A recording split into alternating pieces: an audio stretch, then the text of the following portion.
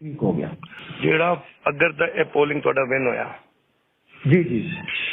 ਫਿਰ ਤਾਂ ਤੁਸੀਂ ਸਾਰੇ ਸਾਈਨ ओरिजिनल ਕਰਕੇ ਦੇ ਦਿਓਗੇ ਇਹਦੀ ठीक ਤਸਵੀਰਾਂ हो गया जी ठीक है ਅਗਰ ਆਪਣਾ ਰਿਜ਼ਲਟ ਵੀਕ ਹੋਇਆ जी जी ਤੁਸੀਂ ਸਿਰ ਰਿਟਰਨਿੰਗ ਸਾਹਿਬ जी जी ਉਹਨਾਂ ਨੂੰ ਤਾਂ ਨਹੀਂ ਪਤਾ ਨਾ ਮੁਖਾਲਫਾ ਨੂੰ ਤੁਸੀਂ हाँ, ਫਾਰਮ हाँ। 45 ਤੇ ਆਪਣੇ ਸਾਈਨ ਗਲਤ ਕਰੋਗੇ गलत करांगा अच्छा ਤੁਸੀਂ ਵੀ ਗਲਤ ਕਰੋਗੇ ਰਿਟਰਨਿੰਗ ਵੀ ਗਲਤ ਕਰੂਗਾ ठीक हो गया ਤੇ ਤੁਸੀਂ ਉਹ ਫਾਰਮ ਦੀ ਤਸਵੀਰਾਂ ਗਲਤ ਸਾਈਨਾਂ ਦੀ ਲੈ ਤੁਸੀਂ ਗੁੱਚੀ ਮਾਰ ਦਿਓਗੇ ਨਾ ਪੁੱਠੀ ਸਿੱਧੀ ਗੁੱਡੀ हाँ हाँ वो जी मैं अपना गलत कर देना ਸਮਝ ਆ ਗਈ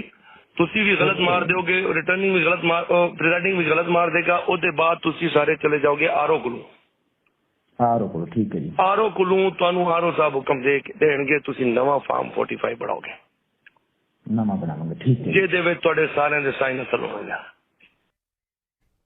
ये ऑडियो आपने सुनी जिसमें अली रजा खाकवानी पार्टी कारकुन को फॉर्म 45 से मुतल्लिक हिदायत दे रहे हैं। उन्होंने अब्दुल गफ्फार नामी कारकुन को हिदायत की, अगर जीत जाएं तो फॉर्म 45 पर असली दस्तखत करें, अगर आप हार जाएं तो फॉर्म 45 पर जाली दस्तखत करें।